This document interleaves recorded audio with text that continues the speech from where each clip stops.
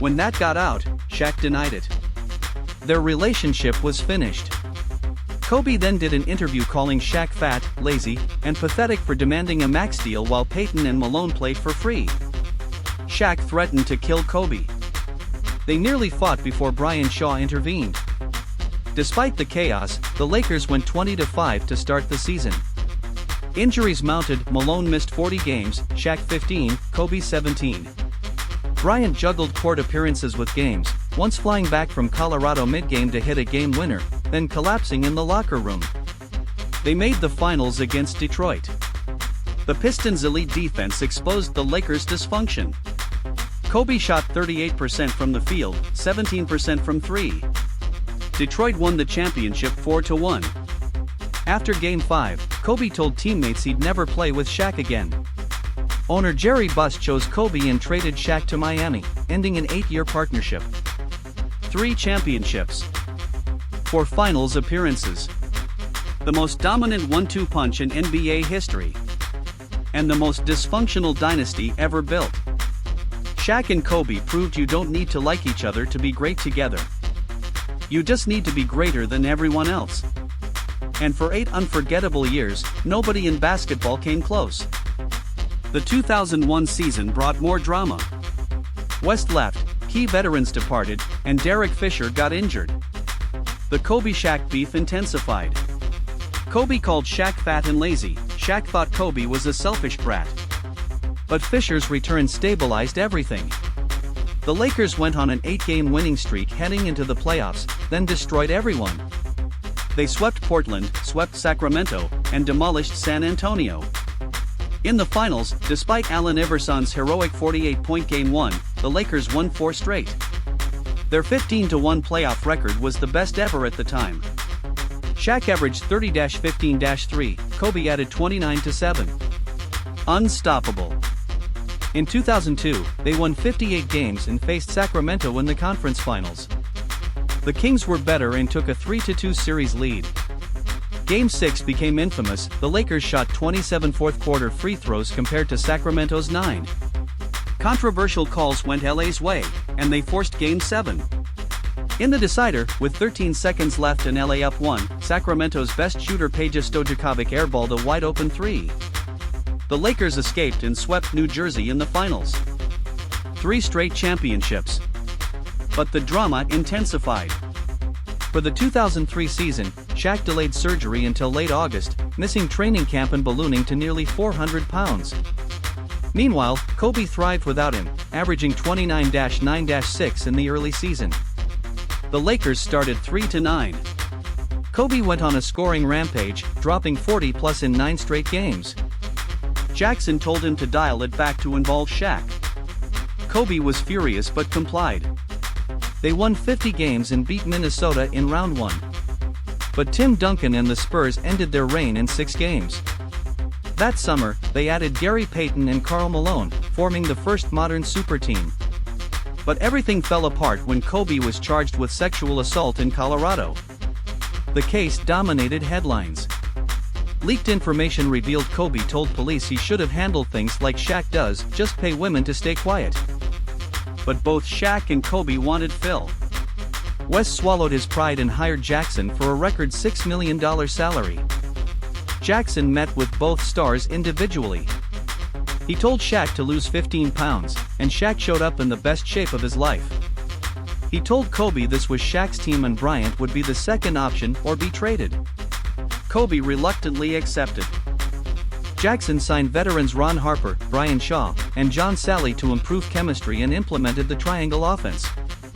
The adjustment was difficult, especially for Kobe. But when he got injured and missed a month, watching the team win without him forced him to buy into the system.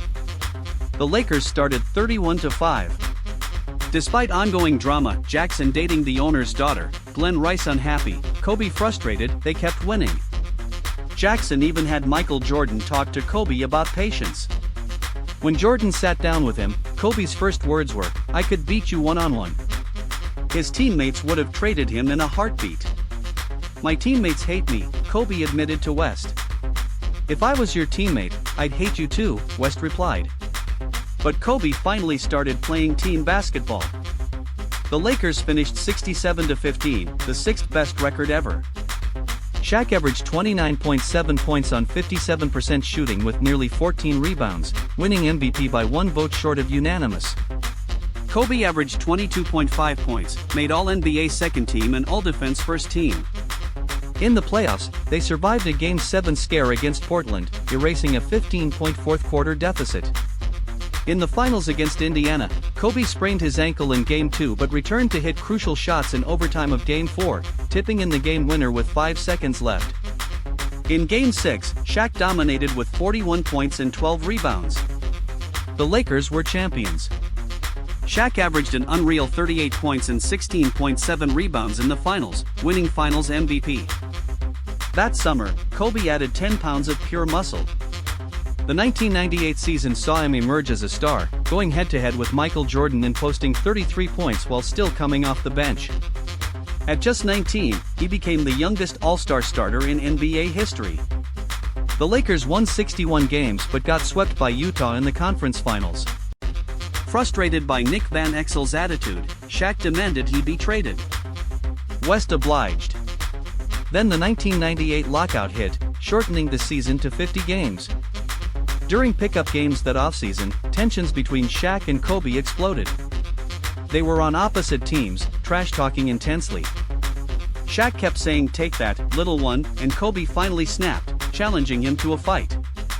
Punches were thrown before teammates separated them. The rift was growing. Shaq resented Kobe's rising fame, endorsements with Adidas, Spalding, Sprite, even his own video game.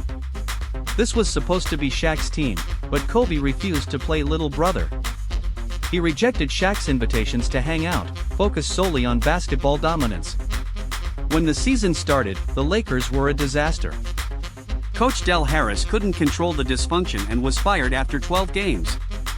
Kurt Rambis took over but couldn't fix things either. In desperation, they signed Dennis Rodman, who showed up late, reeking of alcohol and cigarettes, sometimes wearing women's dresses. Somehow, LA went 17-6 with Rodman before releasing him. They also traded Eddie Jones for Glenn Rice, another mistake. The Lakers finished 31-19 and got swept by the Spurs in round 2. After 3 years together, the best result was a conference finals sweep. Something had to change. Shaq demanded a coaching change, refusing to play for Rambis anymore. The only qualified candidate was Phil Jackson. But Jerry West hated Jackson. Phil had broken his nose with an elbow during the 1972 finals and had criticized the Lakers publicly. After those insults, Shaq's mind was made up. Even when Orlando eventually offered $115 million, it was too late. West swooped in with the biggest contract in basketball history, $120 million over 7 years. The money and Hollywood glamour were irresistible. West also drafted Derek Fisher with the 24th pick, making the 1996 offseason arguably the greatest haul by any GM in NBA history. But reality didn't match the hype. At training camp, when everyone introduced themselves, Kobe stood up and said, "Yo, I'm Kobe Bryant from Pennsylvania. I dominated everything at Lower Merion High School. Nobody's going to punk me in the NBA. Be warned." This was no ordinary rookie. When the season started, Kobe came off the bench but refused to pass.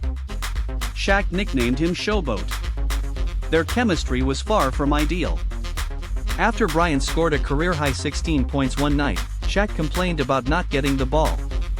Kobe's response? "Get it off the rebound if I miss, bro." Bryant was arrogant and selfish, dribbling into double teams and taking impossible shots. He kept his distance from teammates off the court, which frustrated everyone and limited his minutes to just 15 per game. Still, Kobe stole the show at the 1997 All-Star Weekend, winning the dunk contest. The Lakers won 56 games and made the playoffs, easily beating Portland in round 1 behind Shaq's dominance. But in the second round against Utah, the Lakers fell behind 3-1.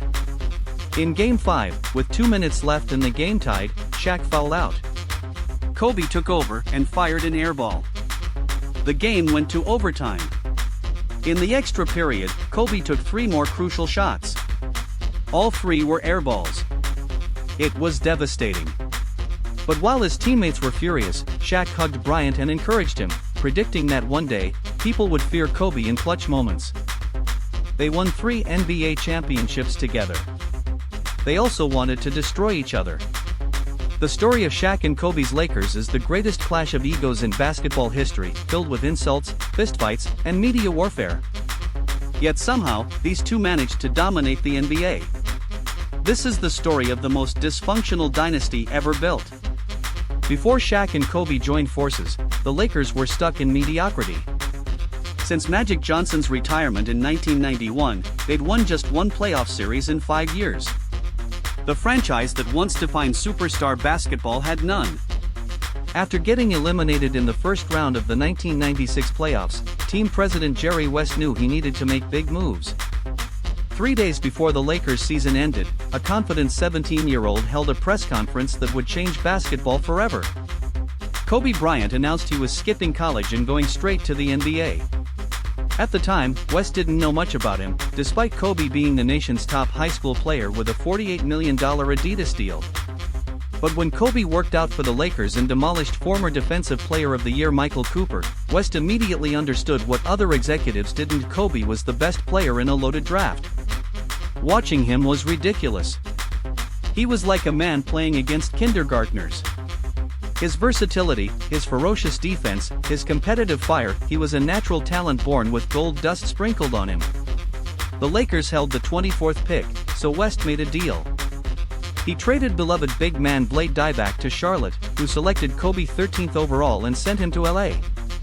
With Kobe secured, West had leverage to pursue the biggest free agent available, Shaquille O'Neal. Shaq wasn't supposed to leave Orlando. All the Magic had to do was offer him a maximum extension.